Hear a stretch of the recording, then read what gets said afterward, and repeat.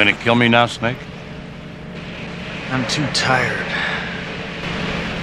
Maybe later.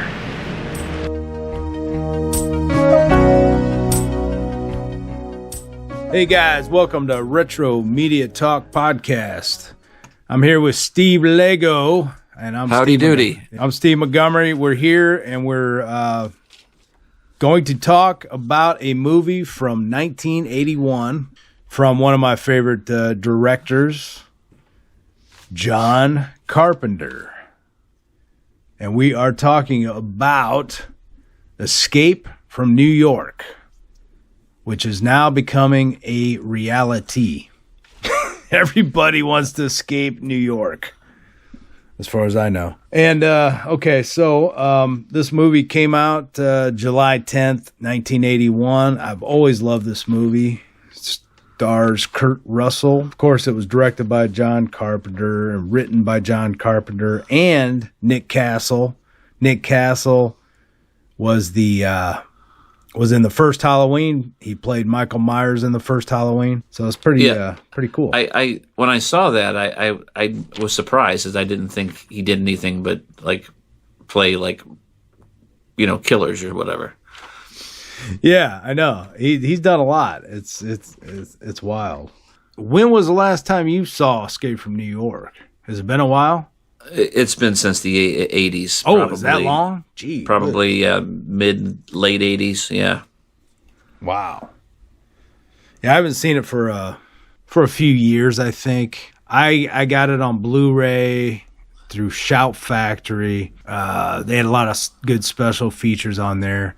The Blu-ray looked great. There was some parts, some of the darker scenes, they could probably be a little...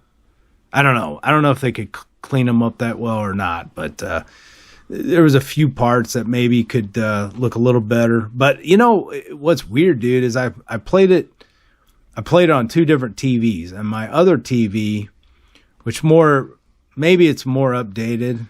I'm not sure. Well, it is. I bought it more recent than the other TV, but the other TV I had, it was bigger, so I could see a little more.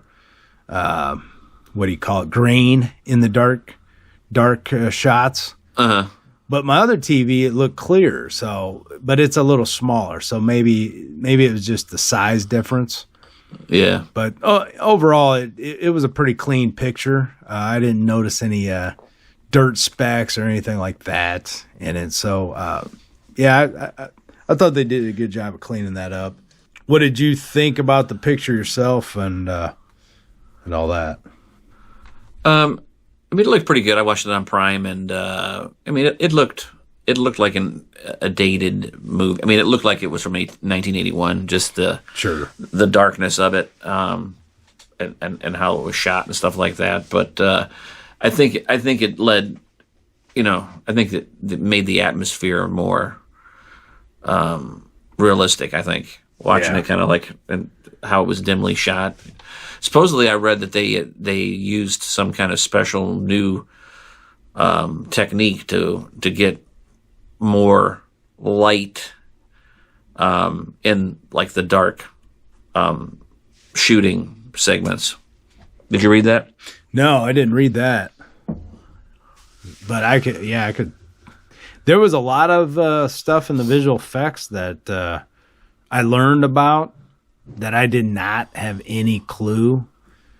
I didn't know that James Cameron was a visual or a visual artist or whatever. Yeah, he did. He did some matte paintings or something. I read. Yeah. Yeah, and dude, you could not tell. It looked great, but that I didn't know he worked on that film and worked on several other ones before he got into directing and all that, but he that's what he did, built models and all that stuff. Like you said, painted that matte painting and painted on glass, and somehow it blended in with the picture and it showed the city in the daylight on this one shot. And I'm looking at him how is that a painting? It looked really good. But anyway, let's go to Escape from New York. So for those that don't know what Escape from New York, the plot is, it's Manhattan they turn Manhattan basically into a prison. The time is 1997. Hold on. got an interruption. Lost my train of thought. It's wine time. I hear. So basically the plane gets hijacked that the president's on. They crash. He's in a pod, gets kidnapped, and they have to rescue the president out of the Manhattan prison.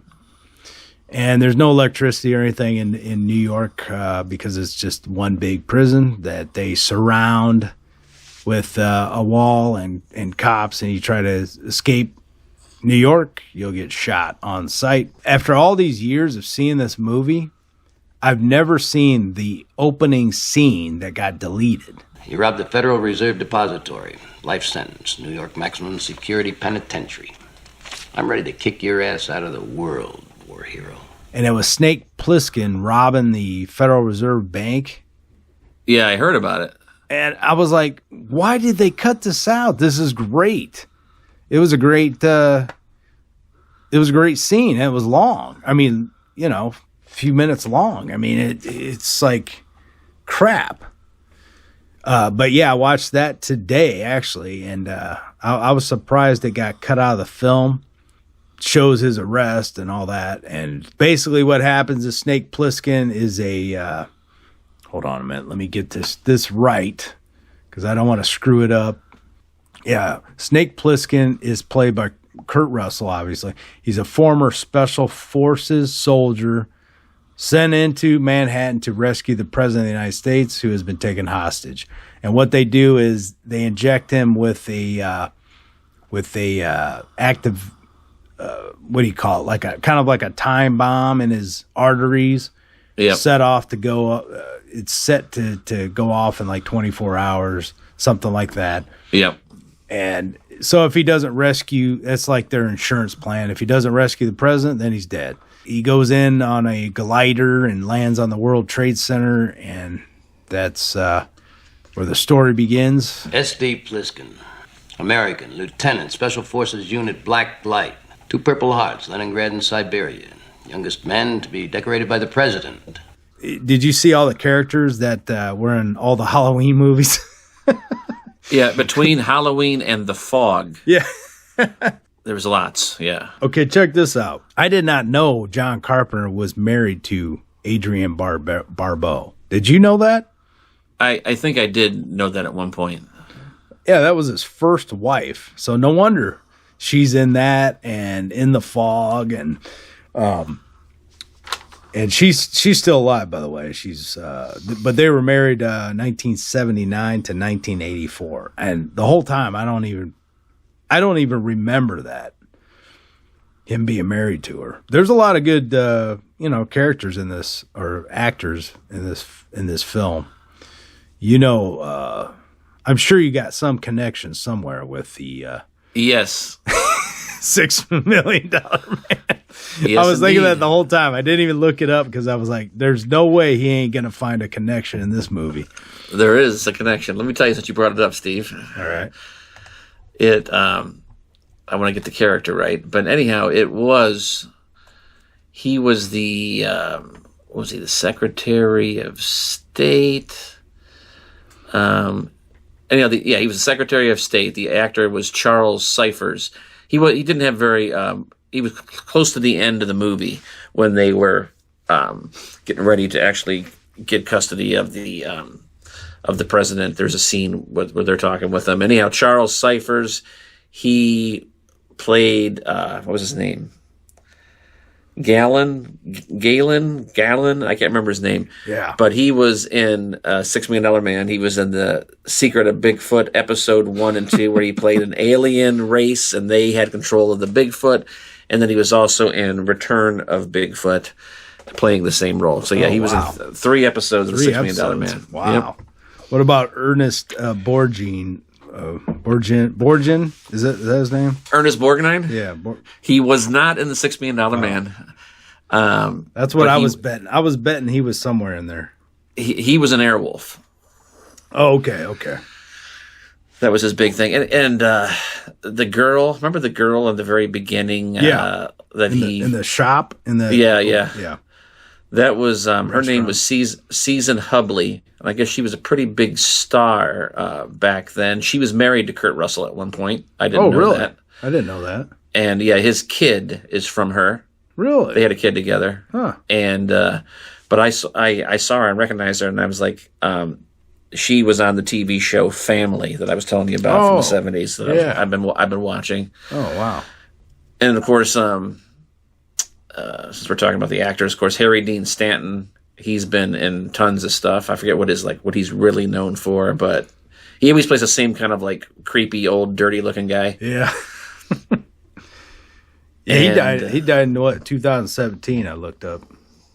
91 he lived to until. And of course, honestly, the biggest star in the movie probably was Lee Van Cleef. Oh, yeah.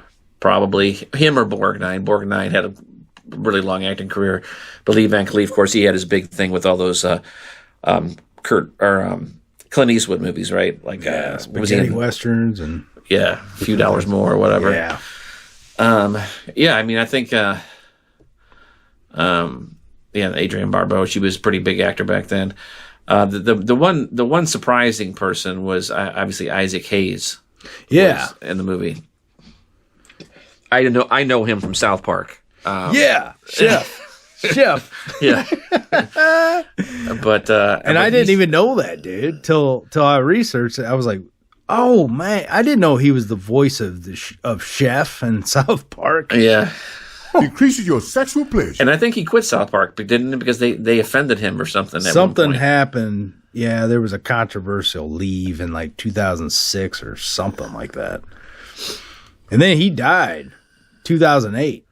Oh, did he? I didn't know that. Let's put this paper bag over your head. I'm not sure what age. I didn't write that down. And it increases your sexual pleasure. But that Lee Van Cleef, he died. He died in 89. I didn't know he died that long ago. Well, he was pretty old. He died at 64 though.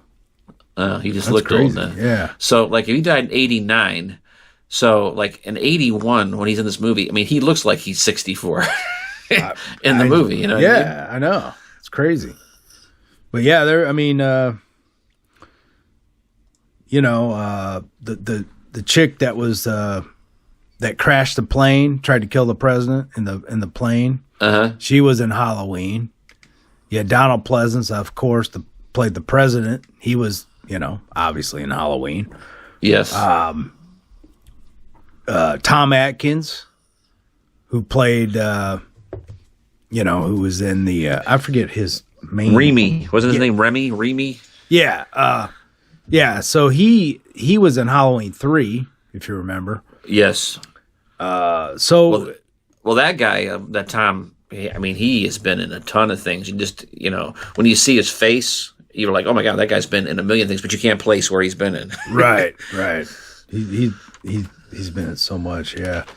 He, when did he die? Shoot. He might maybe he's is he still alive. Dead? I don't know. He might be still alive, actually.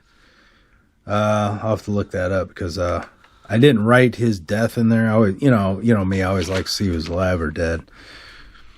Who's still alive or dead. I like that Frank Doubleday. Yeah, he's still alive. Frank, oh yeah, okay. So Tom's still alive? Okay, good. Yep. That Frank Doubleday, that creepy looking guy, with the Duke, with the big spiky hair. The guy, that got stabbed. Yeah. Yeah, he died at 73. But I forgot to write the year down. That was stupid. Deborah Hill, he was his John Carpenter's that was his girlfriend at one point. She died back in 2005. She was the producer. She was the producer on Halloween. Lot of all. I think most of John's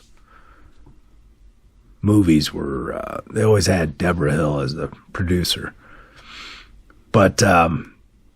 Yeah, so what did you think revisiting Escape from New York? Did it hold up for you, or did it Did it seem dated or? It didn't hold up. No, it seemed very dated, very cheesy. Everything about it was cheesy. Bad acting. When I finished watching it last night, I was like, this movie has a great status, like a cult status. It's got a great reputation. But I was saying to myself, this was just an okay movie, honestly. There was nothing about it really that was good. The acting was horrible. The action scenes were horrible. Like the fighting was just, I thought I was watching like a movie Ewan Gallagher shot. With the punches and stuff. It was horrible. Honestly, it was horrible. Watching when I was watching the special features and listening to the audio commentary, I was surprised. Kurt Russell got pummeled by that wrestler, Ox Baker. He was really taking some hits on that fight scene. And the guy would not pull his punches that well. He just didn't understand when to stop. So Kurt actually took a beating in that scene. And one thing I thought was interesting when. Well, I heard that Kurt threatened to smash his nuts or something, and he didn't. He didn't cool it. Yeah. But that scene where they had the bats and the nails sticking through. I was wondering how they did that scene where he swung the bat and it stuck in his head, the ox. And I was surprised to find out they put a piece of wood attached to the back of his head, and that ox did not want to do that scene. So that seems kind of dangerous to me. Well, especially after he pissed off Kurt Russell for the rest of previously in the fight. Yeah, I was like, I don't know if that was very safe stunt to do, but it did look good in the shot. But that seemed a little risky. I don't know. For me, I always loved the film. I don't mind some cheese or anything, but I've always loved the Snake Plissken character. Get a new president. We're still at war, Plissken.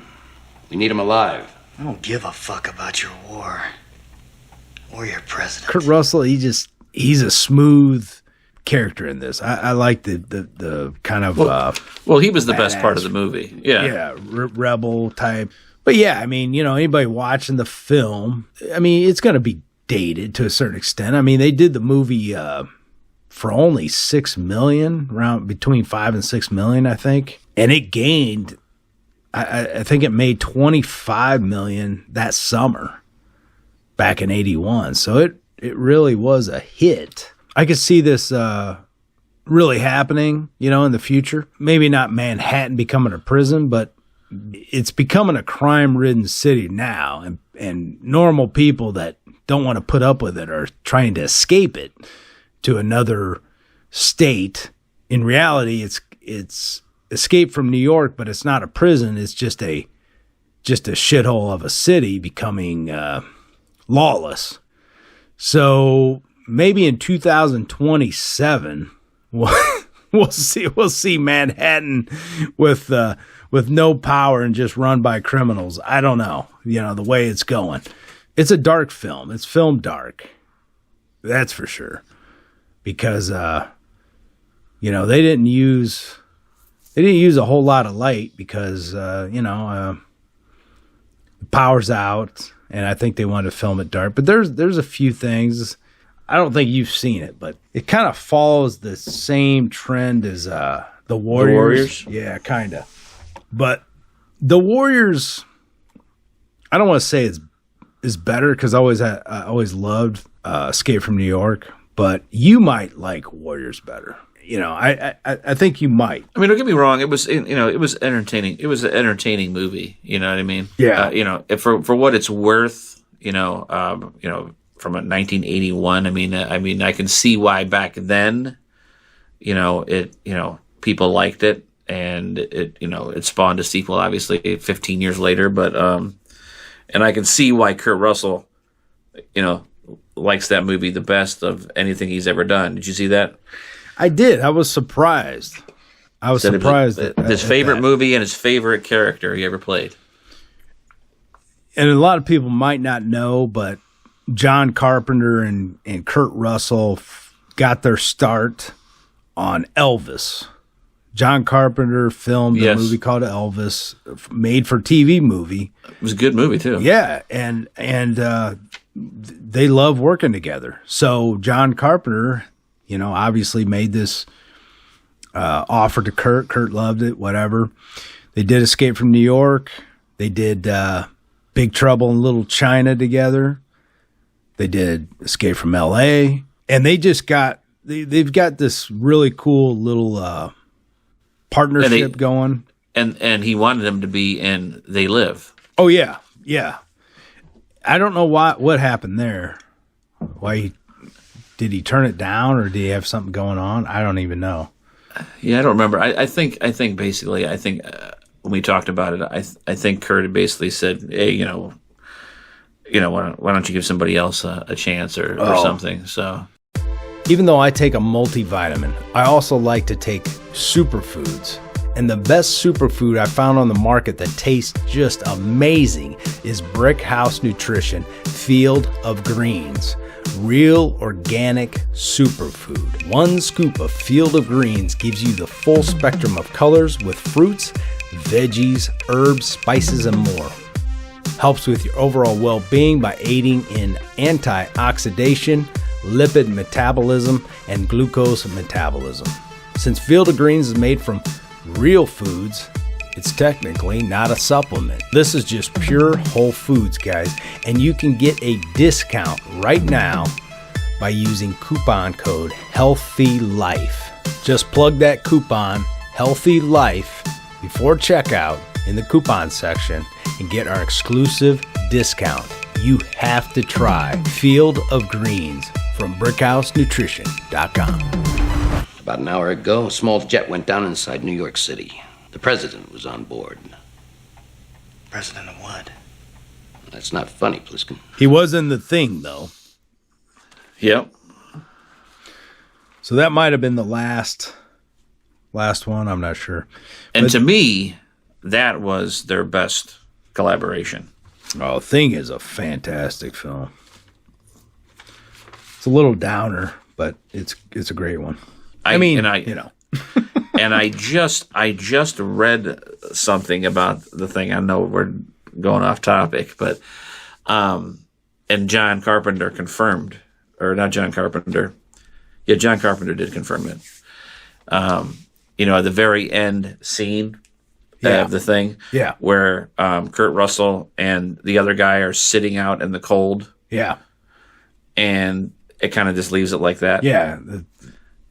And he said, one of the people, you see their breath, and the other person, you don't see their breath.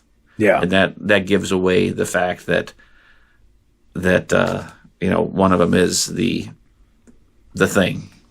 Okay. Yeah, I remember having a movie night at my apartment one time, and I had a bunch of people over. We watched the movie, and they were all pissed off. That ending.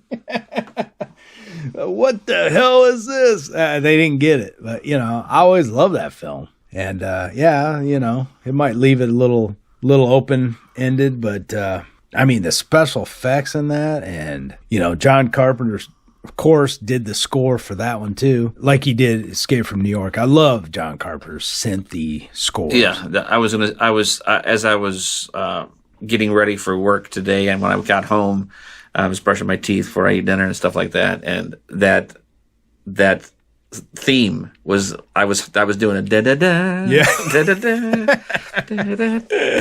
Yes. Yeah, and he was always the guy that always had pulsating themes, like the dun dun dun dun. Yeah.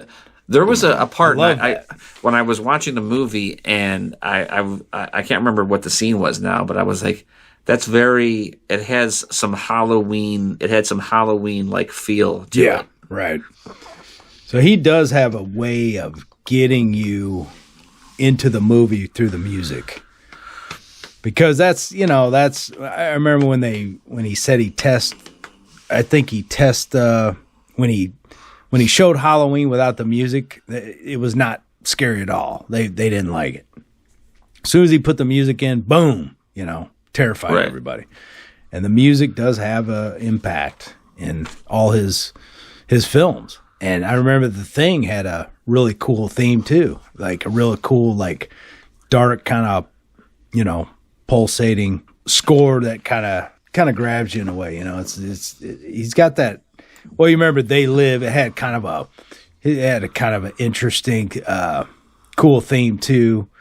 They're all synthy. That's what he does. Yeah. Synthesizer scores are kind of my favorite, actually.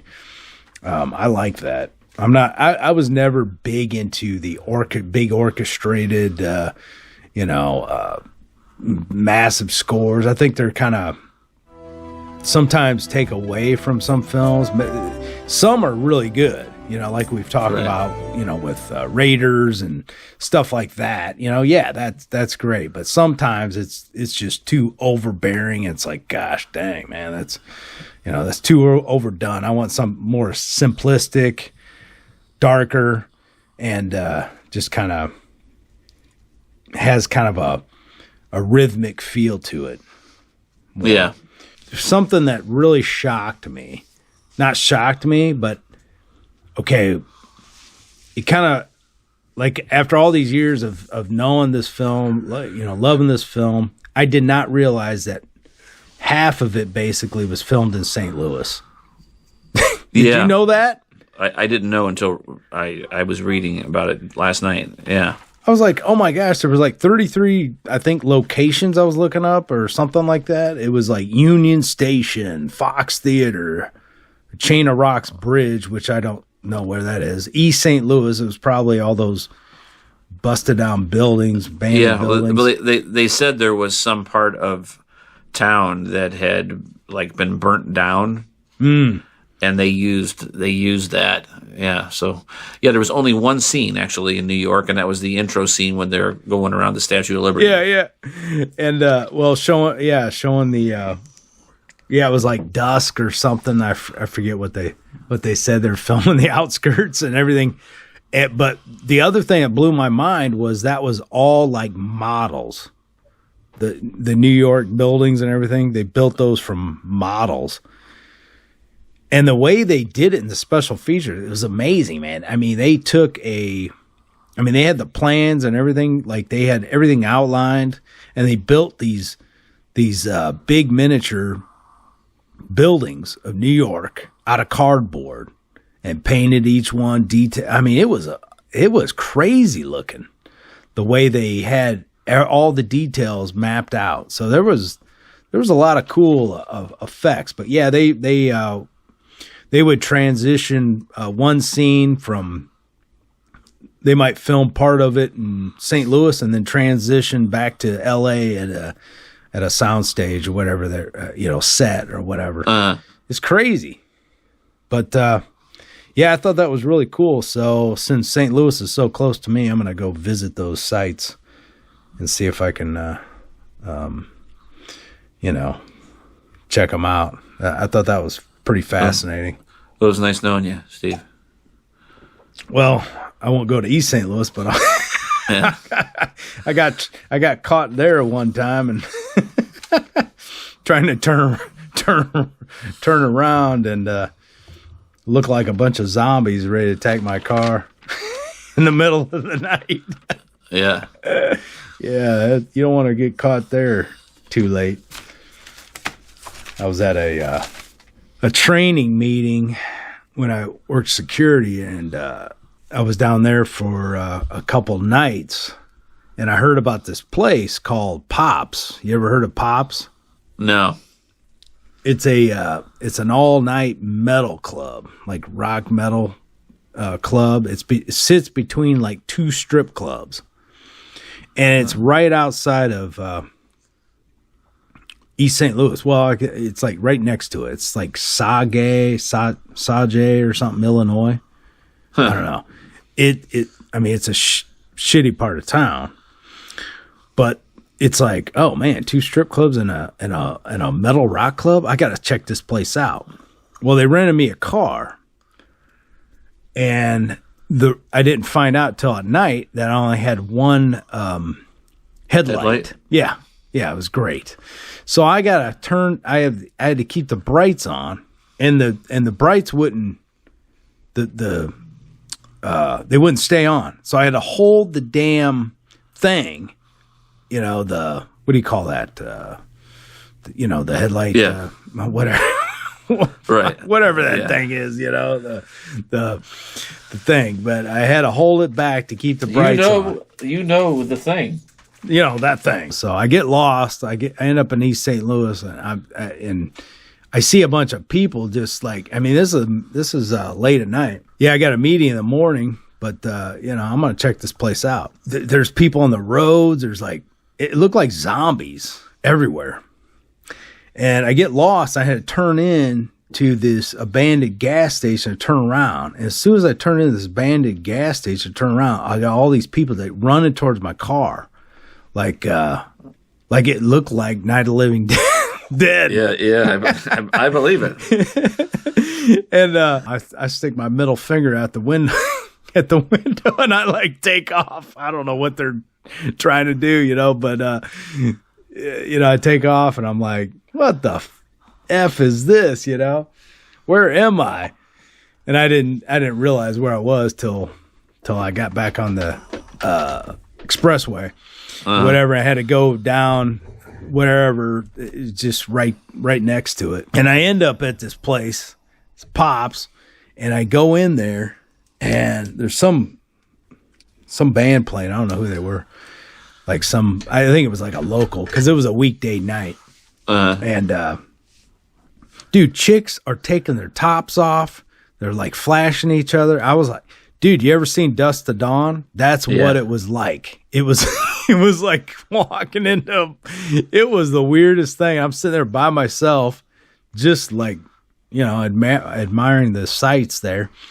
But it was weird, man. It was like a bunch of weirdos in that place. There wasn't no big act. A lot of big acts go to that place, but this was like a local night. Yeah, it was weird. I don't know. I had a beer, I think, and then I ended up taking off. I was gonna say too, as I was watching it last night, I think I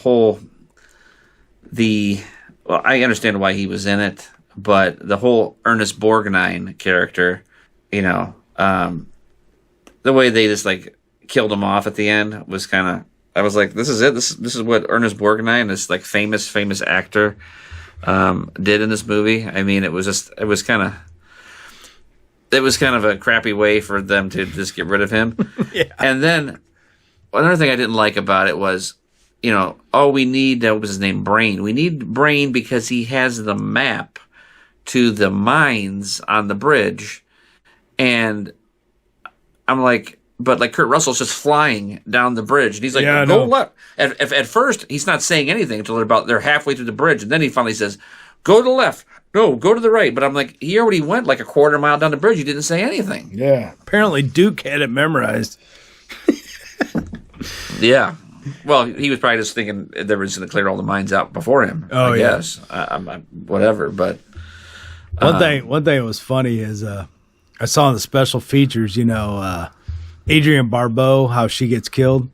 They realized after, they were like, oh shit, we didn't show how she got killed. It's just because the car was coming and she was shooting at it. Yeah. But they forgot to film that whole thing. So when they got back to LA, and realized all that, they basically shot her with blood in some parking garage or something. It was either parking garage or her garage. I don't know. That was a mistake they made when they were filming that. I mean, I don't really think you needed it. I mean, you kind of realize that the dude, splattered her. Well, I mean, you didn't see him hit her, right? And then they had to show something to let you know that okay, she got hit by the car. What I don't understand is why she stood there shooting at the car. And she didn't want to live because her boyfriend was killed, I guess. Yeah. All right, guys, this is Steve. Do you know your body needs 60 minerals, 16 vitamins, 12 amino acids, and a powerful blend of essential fatty acids? 90 essential nutrients your body needs to stay healthy. In today's world, depleted soil, crop changes, and seasonal inconsistencies are yielding less nutrient-dense food. This is why the Healthy Body Start Pack was created. Longevity's products have been around for decades. If you want to check out the Healthy Body Start Pack, guys, go to naturalhealthagenda.com. naturalhealthagenda.com. I mean, yeah, you know, we could nitpick the movie a little bit, but yeah, we definitely can. And then the very end, right, where the president gets up over the wall, and then of course, you know, it's Kurt Russell's turn, but what's his name? What's the crime boss's name? What was his name? Duke. So then Duke shows up, and you know, they have that whole like really bad like you know, fight. Duke. And then number one. Yeah, then Kurt Russell gets up on the thing, and then they make a point of like showing him turn the crane off, and then he does his, you know, number one, whatever, and then he shoots him, and then he turns the crane back on. Yeah, it's like, just let him hang there for a minute. It was like, that was kind of dumb. So you've never seen Escape from L.A.? You'll have to check that one out. See if you like that one better. The one guy that's in there, Buscemi. Yeah, Steve Buscemi or whatever. Yeah, he's in there, and he's a pretty funny character. I always loved Escape from New York, but I always loved the kind of dystopian. You know, we've talked about this a million times. Always loved those dystopian like films. Yeah, you know, I do like him too, and the end was pretty fitting as well. That, you know, you have that ungrateful bastard president. You know what I mean? Like, you know, anything you want for doing this, and he goes, well, I just want to give you a piece of my mind. And then he's like, well, I'm about ready to go on camera now. You know, the typical politician that's just a piece of crap. I just want a moment of your time. Oh yeah, well, I'm about ready to go on air. And what was that music they were playing? Shoot, I can't remember. Was it American Bandstand or something? Something like that. I didn't. I hadn't seen the movie in so long, and I knew I didn't pick it up right away, but I knew as soon as he put the tape in the deck, and I'm like, he gave him the wrong tape. Yeah, and you figure that one out. But it's just kind of funny that because it's 1981, supposed to be 1997, but you know, they're having to retrieve the president and the tape, the cassette tape. You know what I mean? Right. Oh yeah, you're right. Yeah, because CDs would have been in there, but they wouldn't have known that, I guess. No, you know. Yeah. But yeah, he wrote that script, I guess in 74. So yeah, I guess when you're writing a script from 74, 97 seems a long way into the future. Yeah. And was it me too that Kurt Russell's pants looked like the kind of pants that like chicks wear nowadays? Yeah. Yeah. Yeah. Like whatever they're called, leggings. I forget what they're called. Yeah. Was he wearing leggings? I don't know what. I don't know. They look like the pants that all the chicks wear now.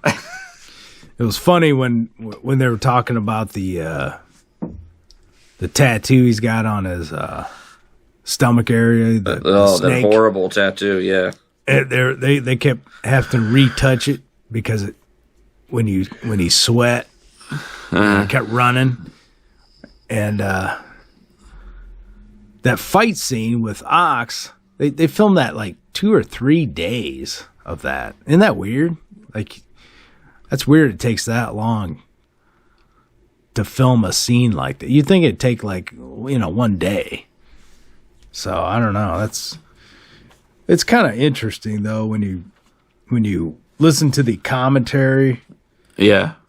and really, I think the commentary, to be honest with you, is when you watch it with the movie. I mean, the movie goes so fast when you're listening to audio commentary. Yeah. And it's crazy because I literally watched the whole movie again, but I didn't get bored at all with the audio commentary. There was no like, if I watched that movie right after I watched it, I'd be like, okay, I know this. But when you're listening to the audio commentary, you just kind of forget about the movie. You're just like, it's really interesting. And they're telling you all the insides, outs. And Kurt Russell's hilarious because him and John are, Kurt just laughs like crazy on it. John and him, they have a good little partnership when they're talking. It's pretty entertaining commentary. You probably like the commentary better than the movie. Probably. Yeah. And that's the thing too that we didn't talk about is that Kurt Russell is one of those not typical Hollywood guys. He's just like an ordinary dude. You know what I mean? Yeah. He's not all high and mighty and, like all about himself. He's just a normal guy. He's been with the same woman now for, 40 years or whatever. He's just not the typical Hollywood guy. He's like down to earth. He's just like, just normal. And that's a cool thing about Kurt Russell. Yeah. And he shouldn't have been because, he was famous at a very young age, doing all those Disney films and yeah, and all that stuff. But he always stayed, down to earth. Yeah, he never did get married, right? Or did he? No, they've never gotten married. Him and Goldie Hawn. Yeah, Goldie Hawn. Yeah, but they did have a kid together, right? I'm not sure. Or was that her kid? You know what it is? I think they both have a kid from a previous marriage. Okay. It's like I said, he had a kid with that girl that was from Escape from New York, and I think she had a kid from somebody else, if I'm not mistaken. Yeah. Because I mean, he was his parents? One of his parents in Hollywood or not? Was he just? Crap, I don't remember. He was in he started what in 12 or something? 11. 11. His father was an actor. I don't know if he was a famous actor, but yeah, he. It says he landed a role in the Elvis Presley movie. It happened at the World's Fair when he was 11 years old. Walt Disney himself signed Russell to a 10-year contract and became the studio's top star. Wow, he played a great Elvis in the John Carpenter movie. Yeah, I remember why. I haven't seen it since it actually aired on TV. I know Shout Factory released it in a special packaging or whatever. I'd like to see it again. But yeah, he did a good job. Yeah, he did. One thing that people they don't go as far as showing like his death. They go to when he made his comeback. So they don't go, because some people have been, comment, well, where's his death? Well, that might confuse people when they watch it, but yeah, I mean, it was a great movie. I think it ends with him singing Hallelujah or something. It was a gospel song. Huh. Man, it was something like that. It was good. It was good. I literally haven't seen it since it aired on TV. Back, whenever that was in the late 70s, early 80s or something. I don't remember. Yeah, I had no idea until recently that John Carpenter did that movie. I think it was like 3 hours maybe, 2 hours and 48 minutes. Came out in 1979. And I had no idea that John Carpenter directed that film. So, pretty interesting. But that started their relationship. But yeah, him and Goldie Hawn did have a child together. He had a son with the chick from the movie, and then him and Goldie Hawn had another son, Wyatt, and then Goldie Hawn had 2 kids from a previous relationship, and of course her one famous kid is Kate Hudson. Yeah, Kate Hudson, that's right. But yeah, I love Kurt Russell. One of my favorite movies of all time that he's in is Tombstone. Yes, I love that film. And I mean that's just that movie from beginning to end is awesome. He does an awesome job as Wyatt Earp. Of course, Kilmer steals the show in it, but I mean he does a really good job in the movie. And then he did a really awesome movie. I don't know if you've seen it. It's almost like a Western / blood and guts horror movie. It's called Blood Tomahawk. Have you ever seen that? Or yeah, Bone it Tomahawk? did. Yeah, it was like a independent film, wasn't it, or something? Yeah, with those like creepy cannibalistic people or something. It's like half Western, half horror or something. Yeah, it's like really. It was really gory. I was like, I can't believe he made a movie like this. I know. And of course, he was also in Stargate, which was a pretty Stargate, yes, pretty awesome movie. Yeah. Okay. What's this song? Glory, glory. Oh yeah, that's it. Can you hear this? Yep. Mm-hmm.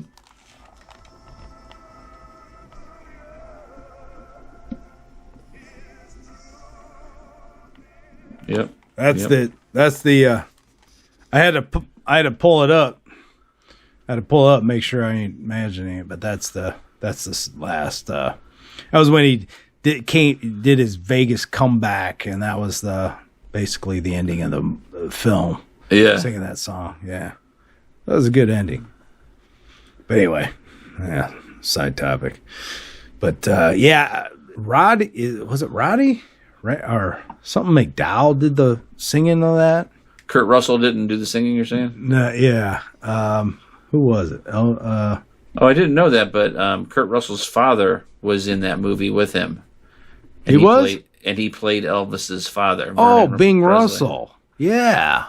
And his wife at the time, that Susan Hubley, played Priscilla, which I didn't know until just now. Kurt's wife. Oh, Susan. Oh, she's in there? Yeah. Oh, I didn't know that. And that Charles Cyphers was in Elvis, which was oh my gosh, Escape from New York. So that's interesting. Jeez. Which was in The $6 Million Man. Yeah. And John Travolta's mom was in that movie too. How about that? No. Ellen Travolta. Yeah. Oh my gosh. Yeah, that's a lot. I'm gonna have to go back and revisit that movie because I've been wanting to see it for a long time. So it was nominated for 3 Primetime Emmys, 4 nominations total. Yeah, I'm trying to see who sang on it. Who actually sang. I was under the impression he sang too. Yeah, I thought he did. But then when I was reading it said wouldn't have been Roddy McDowell. No, it was Ronnie McDowell.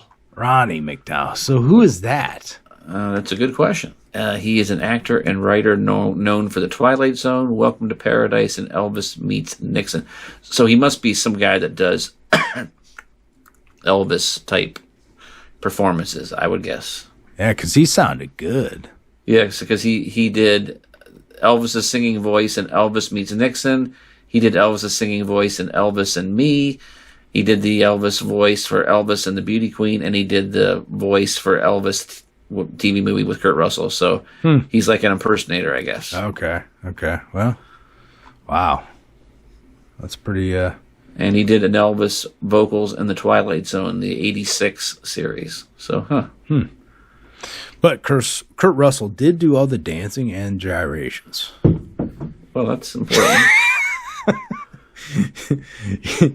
Did you see the last Elvis, the latest Elvis movie? I did. It wasn't too bad. Yeah, it was okay. I mean, it was very modernized. Yeah, that's what there was a lot of stuff thrown in there that definitely for Hollywood. But yeah, the guy that played it, I mean, he was really good. I mean, I can't argue with that. Really good. But Tom Hanks's voice got on my nerves, though. Just that damn accent. I mean, really? You got to do it that... it just irritated the heck out of me. But as far as the movie goes, yeah, it was good. I wouldn't watch it again, but that's just my opinion. Right. It's just not a repeatability type movie for me. Kurt Russell is actually the 12th cousin to Elvis Presley.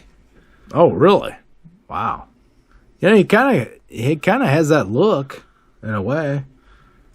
It was 1988. The crime rate rises 400%. Then what? 1991, they built the prison. I think it was, or I forget the dates. But 1997 was when the movie took place. Yeah. Who knows? It may be the future. They might take a city like New York later on and just say, hey, screw it. Wall it off. We'll dump all the prisoners there. Let them kill each other. That could be in the cards. Yeah, I don't think they'll take the prisoners. I think they'll take the people that don't agree with the government and put them yeah. yeah, there you go. Yeah, that would be about right. Right. You're a dissenter. You're going to New York. Cut the power, cut the water, cut everything, and just let you hang out with the rats.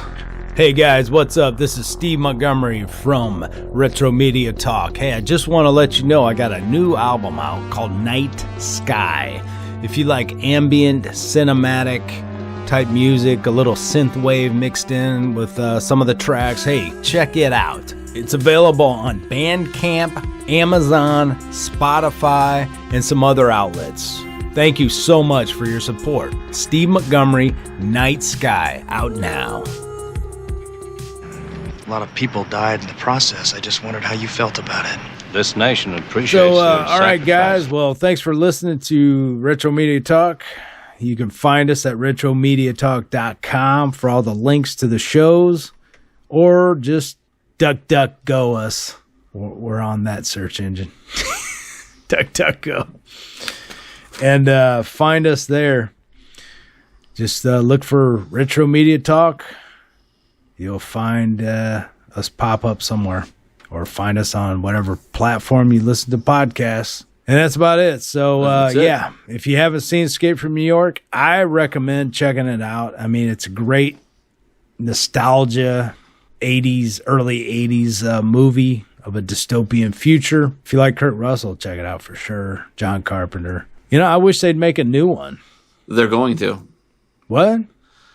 There's going to be a new Escape from New York. Where'd you hear this? I just read it somewhere, like in the past month. Seriously?